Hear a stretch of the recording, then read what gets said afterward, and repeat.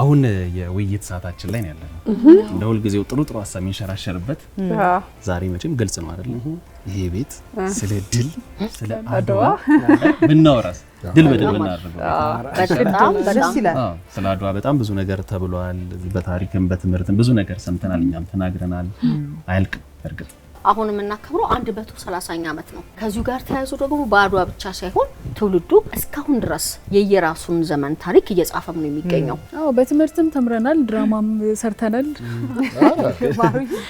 ድራማ ሰርተሻል የፉከራ ሽለላ ምናምን ታሳየን ለዚህ ታለንት ማን ጣይቱን ነው ማን ሆንሽ አንቺ አንዷም ብቻ ነሽ ከካሜራ ጀርባ እውነት ነው በትምህርት ቤት ብቻ እኮ ሳይሆን በቲያትር ቤት ስንት ቲያትር ተሰርቷል አይደል ስለ አድዋ በመጽሐፍም ብትል ግን ወደፊትም ይጻፋል የሚቆም ነገር አይደለም በፊልምም ይሁን በስዕልም ይሁን በሙዚቃም ይሁን በቲያትርም ይሁን ለትውልዱ አሻጋሪዎች መሆን አለበት አይደለም እንትን ነው በዓሉ ይሄ የድል በዓሉ በመላው ዓለም እኮ የጥቁሮች ኩራት ሊሆን ይገባል ምክንያቱም ቅኝ ግዛትን እንቢ ብላ ያቺ አፍሪካዊት ሀገር የዱሮያውም ስልጣኔ ገና ሳይገባ በፊት ድልነስ ያደረገች አፍሪካዊት ኢትዮጵያ ነች አይደል ስለዚህ የመላው አፍሪካ ብቻ ሳይሆን የጥቁር ህዝቦች በሙሉ ኩራት ነው መሆን ያለበት እንደው ባለፈው እንዳወራ ነው ጥቁሮች የጥቁሮች ወር የሚባል ነገር አለ አይደል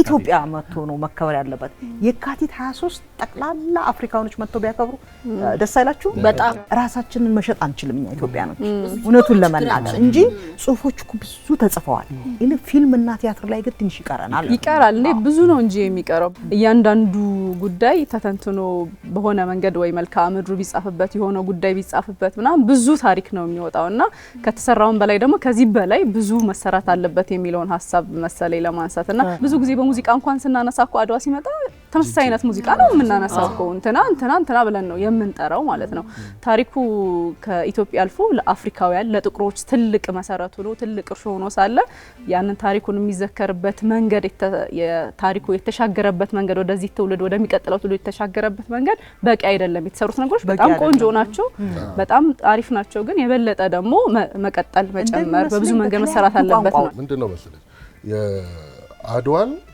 ተረድተን የምንጨርሰው ነገር አይደለም ከተለያየ አንግል መጠናት ይችላል ከተለያየ አንግል መተረክ ይችላል ለምሳሌ አዲስ ሙከራ ያየሁት የህይወት ተፈራ ተድባብ አይደል ተድባብ መጽሐፍ ላይ አድዋን የተረከችው ከአዝማሪዎቹና ከሴቶቹ አንፃር ብቻ እህል ይዘው ምናምን ከመሄዱና አዝማሪ ንጉሱ ፊት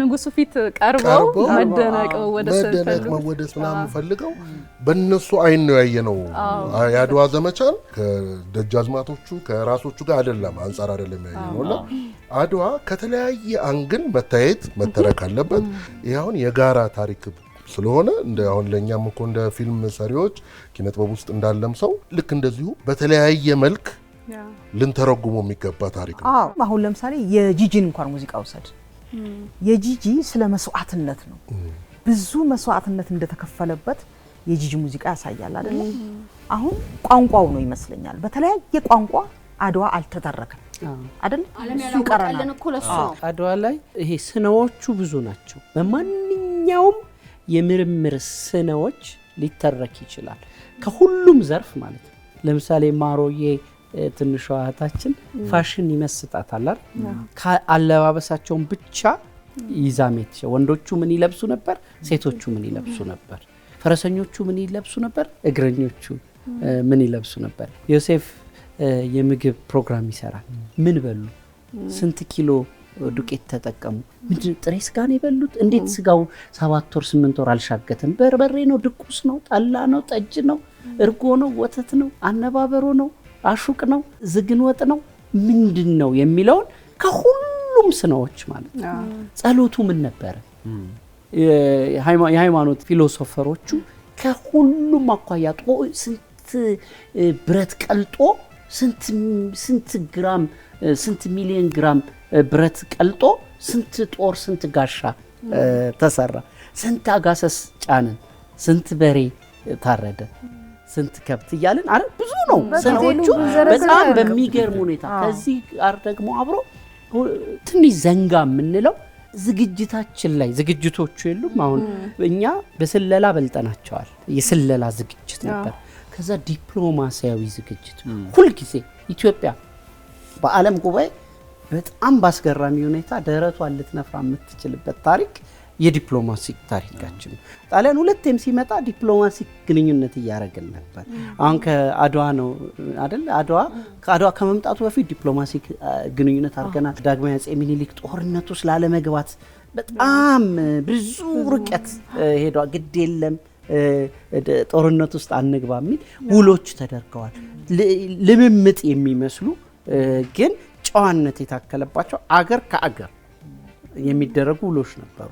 ከዛ ከጦርነቱ በኋላ ብዙ ያልተነገረለት የአዲስ አበባ ትሪቲ የሚባለው የአዲስ አበባ ውል 3 አንጓዎች ያሉት ማለት ነው።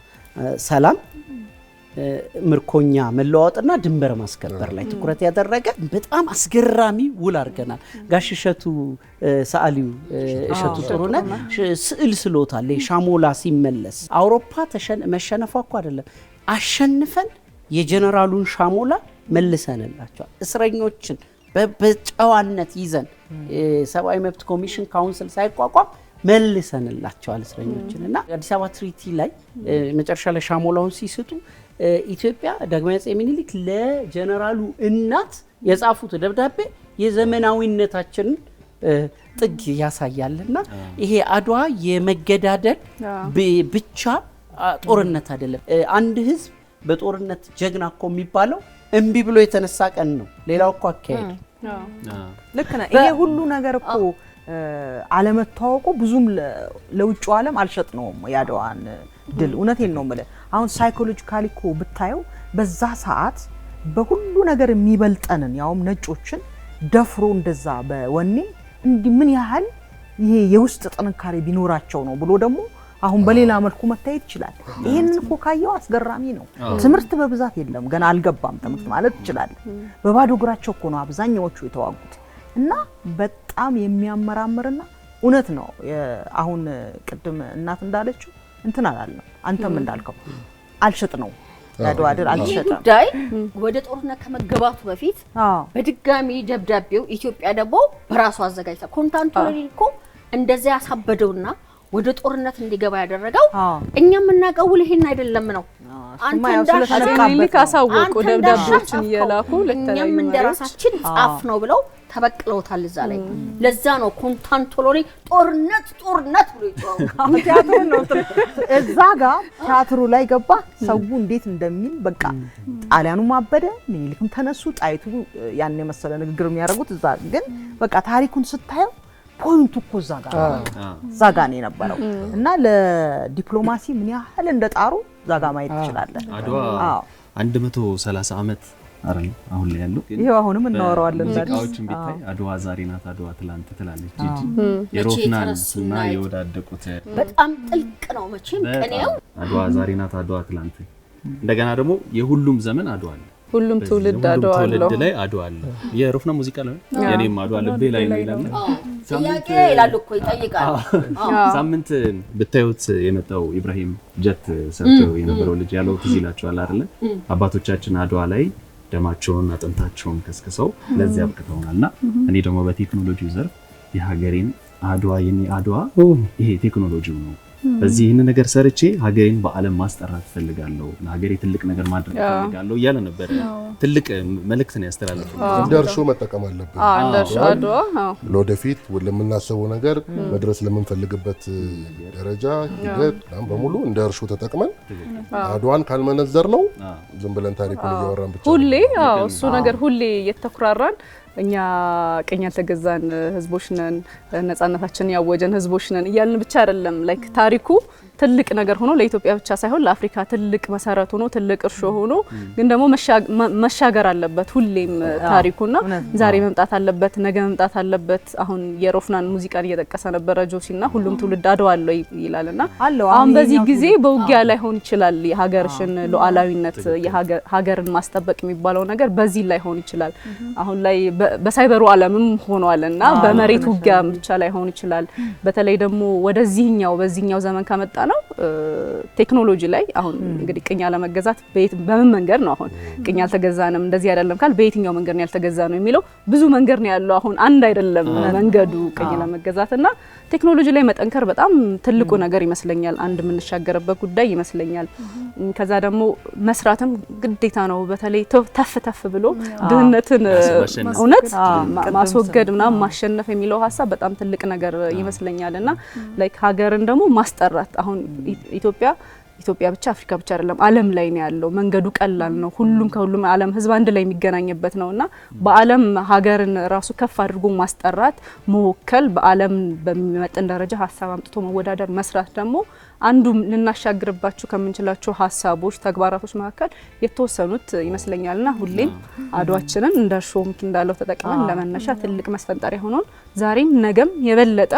እየኮራን ታሪኩን እያነሳን ደግሞ የበለጠ የምንሰራበት የምንተጋበት መሆን ያለበት ይመስለኛል ይሄ ትውልድ ደግሞ እድለኛ እኮ ህዳሴ ግድብ እኮ ዳግማዊ አድዋ ድል ተብሏል አይደል የዚህ ትውልድ እኮ የገነባው ነው ይሄ ትውልድ እድለኛ መሆኑ ምንድነው አድዋ ለ130 ዓመት ዘክረናል ከዛ ለአድዋ ግን አንድ ሐውልት ማቆም አልቻለም ለምሳሌ ኢትዮጵያ ውስጥ የተመረተ መኪና አድዋ ማለት አልቻለም ኢትዮጵያ ውስጥ መርከብ ነበረን አድዋ የዛሬን ያርገውና ያረጋዋል ይኖረናል መርከቡም ይኖረናል ባህሩም ይኖረናል እና ግን አድዋ በ130 ዓመት ውስጥ መታሰቢያ አለመኖር ግዙፍ አድዋ ሆስፒታል ሆኖ ልጆቻችን አድዋ ሆስፒታል ውስጥ ተወልደው ከታሪኩ ጋር ማስተሳሰር አለመቻላችን ሊቆጨን ይገባ ነበር አይደል አሁን ለመጀመሪያ ጊዜ ነው የአድዋ መታሰቢያ ሙዚየም እንደ ሀገር እንኳን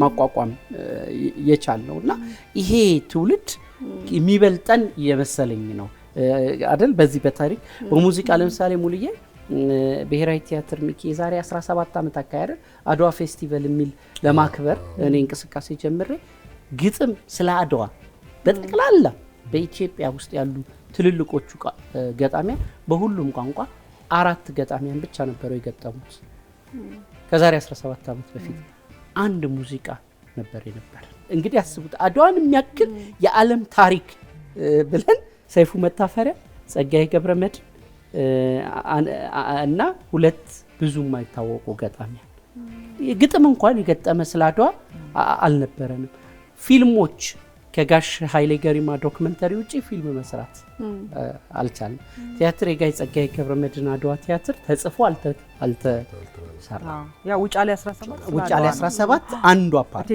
የጌትሽ ጣይቱ አድዋን ግን እንደ አድዋ መታሰቢያው ራሱ ድልድይና ጎዳና ነበር የነበረውና አሁን ልጆቻችን እነዚህ ወጣቶቹ ልጆች እነዚህ የቴክኖሎጂዎቹ ልጆች አድዋን ከተረት ጀምሮ ከካርቶን ጀምሮ ከአኒሜሽን ፊልም ጀምሮ በሚገባው ልክ ያመጡታል ብዬ ጊዜው የነማሩ ነው ብዬ ተስፋ አረጋለሁ በቪዥዋል ሪያሊቲ ያው ሰው ፊል እንዲያደርገው አንዳንዴ ታሪክ ወይ ሲነገር ብዙ ውስጥ ግብት ላይ ይችላልና በቪዥዋል ሪያሊቲ ራሱ የአድዋን ታሪክ የሰሩ ሰዎች አሉ ቦታው ላይ ሆናችሁ እንደሚሰማችሁ አድርገው ታሪኩ እየተተረከ ያሉትን ነገሮች ሙቀቱንም እንትኑንም ግርግሩንም ፊል ያደረጋችሁ ይሄን ራሱ በዚህ ዘመን በደንብ ሰው እንዲረዳው እንዲያውቀው ተደርጎ መሰራቱ በጣም ትልቅ ነገር ነው በዚህ ትውልድ ድል የተቀዳጀንበት ነገር ትልቁ ህዳሴ ግድብ ነው አንደኛ ነገር አድዋ ላይ እንደተባለው ማሚ ቅድም በደንብ ሲያብራራለን የዲፕሎማሲያዊ መንገድ እያንዳንዱ የሚሰራበት